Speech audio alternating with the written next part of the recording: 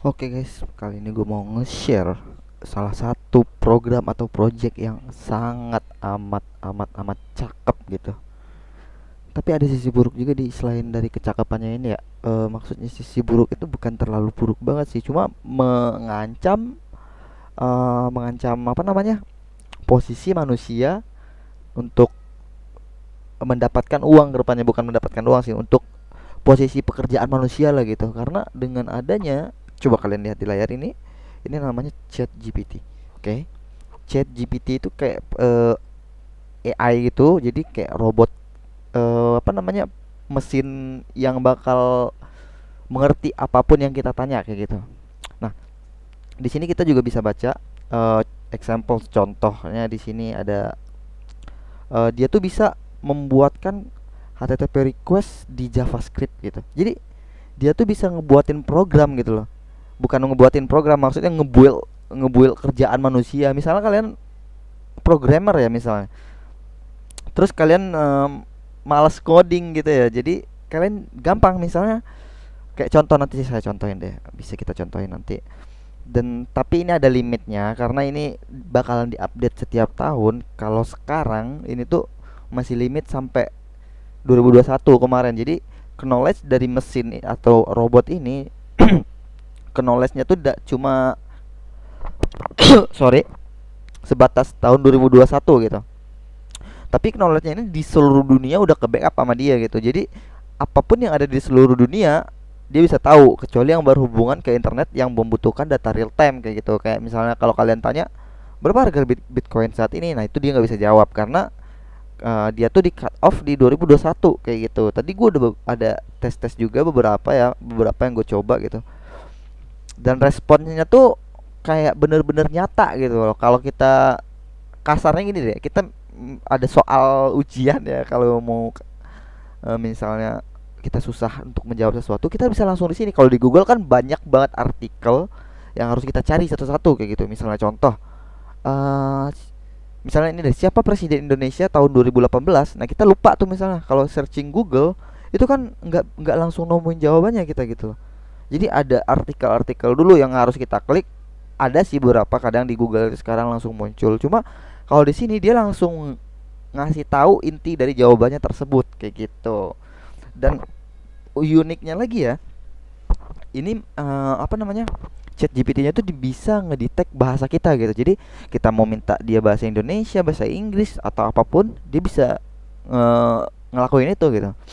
Oke, mari kita coba dulu ya. Kita coba hello.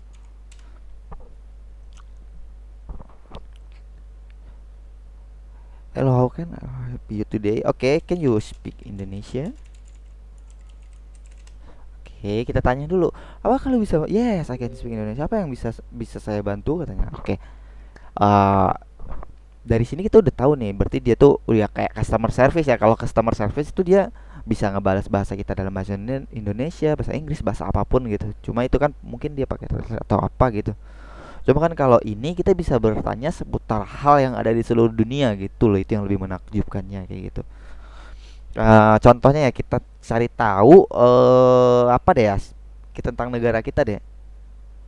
Eh bukan ibu kota deh. Siapa presiden Indonesia tahun 2020? Presiden Indonesia pada tahun 2020. Nah, dia langsung ngetik. Dia menjabat sebagai presiden sejak tahun 2014 dan terpilih kembali di tahun 2019. Dia menjelaskan secara detail. Oke, kita compare sama Google. Siapa presiden Indonesia tahun 2020? Emang langsung ada di sini ya. Ini kan pertanyaannya tuh udah formal banget di negeri kita. Cuma kan kalau kita cari yang terpelosok-pelosok pun dia bakalan bisa lebih menjawab kayak gini, langsung cepet nih jawabnya kayak gitu. Kayak dia bisa jawab tuh yang kayak gitu tuh. Jadi misalnya kita tuh mau bertanya, anggap deh ini susah banget ya. Hasil dari, gak tahu ya, gue matematika belum buat tes. Hasil dari 100 dibagi 3 dikali 9 ditambah 3, oh ditambah 2 deh, dikali 3. Oke. Dia bakal tetap ngetik dulu. Oke, dirumusin kayak gitu. Oke, kayak lumayan cepet. Ini kan karena kita tuh emang sih kalau pakai yang kayak gini, misalnya hasil dari perkalian dan pembagian dan pengurangan tadi kan gampang tuh pakai kalkulator. Cuma kita nggak cuma di situ doang gitu loh. Kalau kalian susah dengan rumus-rumus matematika, kalian bisa copy aja soalnya. Bentar, gue coba cariin soal ujian gue dulu ya. Soal kampus gue bentar. Nah, oke, kita ambil di soal-soal ujian. Ini ujian anak sistem informasi ya, anak SI. Oke, gue copy aja tadi. Fungsi komposisi dari A katanya. Dijawab sama dia tuh. Oke, dijawab sama dia. Oke. Kalau kalian cari di apa namanya? Kalau kalian cari di mana ya, misalnya kalian cari di internet gitu, di Google, atau yang sering orang nyari itu ya bukan di Google ya, apa namanya? Gue lupa lagi. Brainly. Itu ada yang, tapi ada yang bakal ngejual apa namanya? Bukan ngejual sih. Bakal ada yang ngejual jasa sih, bener. Damn. Kalau kalian ujian dapat ngakses ini, Chat GPT ini, udah kalian auto 100 nilainya. Oke, kita bandingin dengan Brainly ya. Oke, Brainly.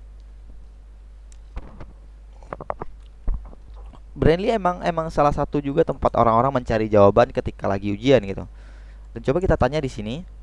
Dan ini kalau kalian tanyakan kayak gini, cari kayak gini ya, ini tuh belum langsung muncul gitu loh.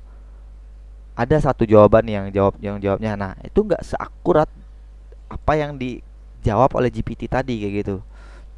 Nah, ini buat anak-anak kuliah atau anak sekolah ya, itu ya, apapun yang ditanyakan pasti bisa dijawab. Yang penting knowledge-nya itu di cut off sampai 2021. Berarti kalian kalau pelajaran-pelajaran kampus tuh pelajarannya, kalau kurikulum atau KTS, bukan KTS ya, kurikulum 2014 ya masih, kalau kalau gue rasa sih masih ya, masih bakalan ke backup lah sama dia, karena terakhir itu knowledge-nya 2021. Kita nggak tahu ya ntar awal di 2023 ini bakalan ada enhancement lagi buat mesin atau robot ini gitu. Mana tahu emang ada peningkatan lagi dan dia tuh di cut off di akhir 2022 gitu.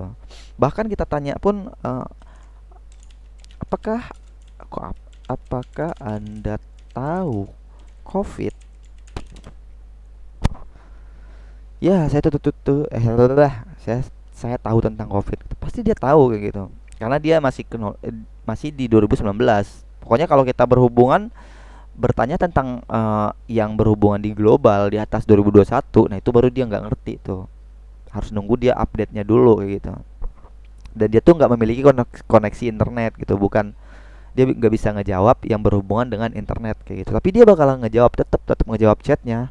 Yang dijawab sama dia, dia bakal ngasih referensi kayak mana cara lu nemuin jawaban tersebut, atau cara lu mengetahui apa yang lu tanyain tersebut kayak gitu. Dia bakalan cari cara agar lu mengerti apa yang lu tanyain walaupun dia nggak bisa menjawab kayak gitu. Ya kayak kita bertanya sama guru kita, tapi guru kita itu tahu semuanya gitu loh. Nah kayak gini ya, misalnya ini lu programmer ya, cuma lu agak-agak buntu ya, lu tuh orangnya suka copy copy paste gitu ya. Kalau ada kerjaan ya lu copy paste aja codingnya, terus tinggal lu paste aja gitu ke library. Misalnya gue buatin contoh kayak gini, bisakah anda membuatkan saya kode untuk mengupload file Excel ke dalam database? Nah, untuk mengupload file Excel ke dalam database, Anda dapat menggunakan beberapa library Python seperti Pandas, SQL, bla bla bla bla bla bla, semuanya di itu namanya. Dan nggak cuma itu, dia apa namanya? Dia buatin code-nya juga kayak gitu. Nah, jadi kalian tinggal copy terus kalian paste aja di itu, kalian di workspace kalian, udah kayak gitu loh. Kode di atas akan membaca file Excel dengan nama file XLXX. Nah, dan menyimpan ke dalam data table sesuai dengan table name kalian kayak gitu di dalam database yang ditentukan. Jadi kalian cuma ngerubah kredensial dan nama table sesuai dengan konfigurasi database kalian kayak gitu loh. Sejago itu anjir. Nah, itu tuh cuma contoh sederhana ya gitu. Jadi kita bisa nyuruh dia apapun kayak gitu. Kayak misalnya kita menerjemahkan codingan dari yang nggak kita tahu apa artinya codingan. Kalau kalian misalnya ada ngelihat coding gitu atau terus kalian nggak tahu artinya coding itu apa gitu, kalian bisa nyuruh dia. Bahkan di bilangan binary pun dia bisa loh. eh Coba artikan aku cinta, jangan artikan ke dalam bahasa, aduh, es gue rusak kali ya. Binary, aku cinta Indonesia. Look, aku cinta Indonesia tidak dapat diartikan dalam bahasa binary karena binary hanya menggunakan dua simbol ya. Oke, kita ganti. Tuh yang kayak nggak bisa juga dijelasin sama dia gitu loh. Anda hanya dapat mewakili angka dua data namun mengubah pesan. Oke, kita iniin. Kita artikan dalam bahasa binary Indonesia gitu.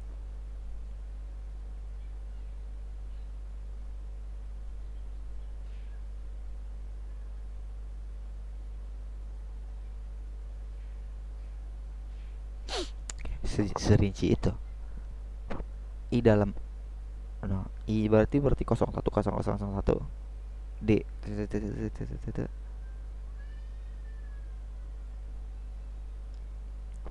What the heck, man?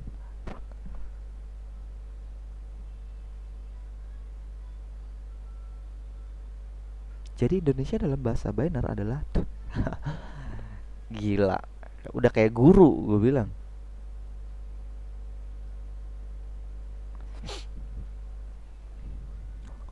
Nah, mungkin perlu disesuaikan dengan kebutuhan Anda kayak gitu.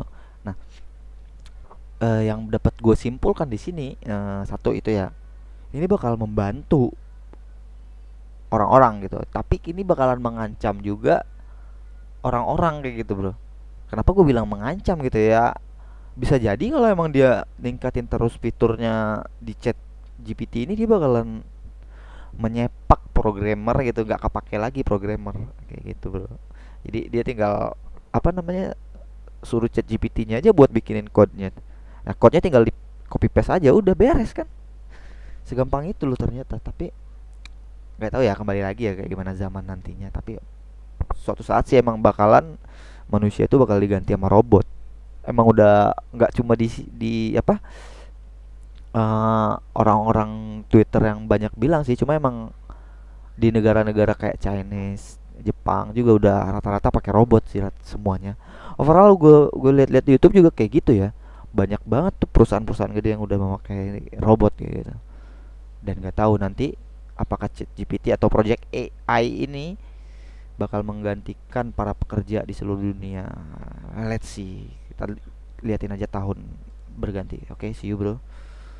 Thank you udah nonton. See you the next video. Bye bye.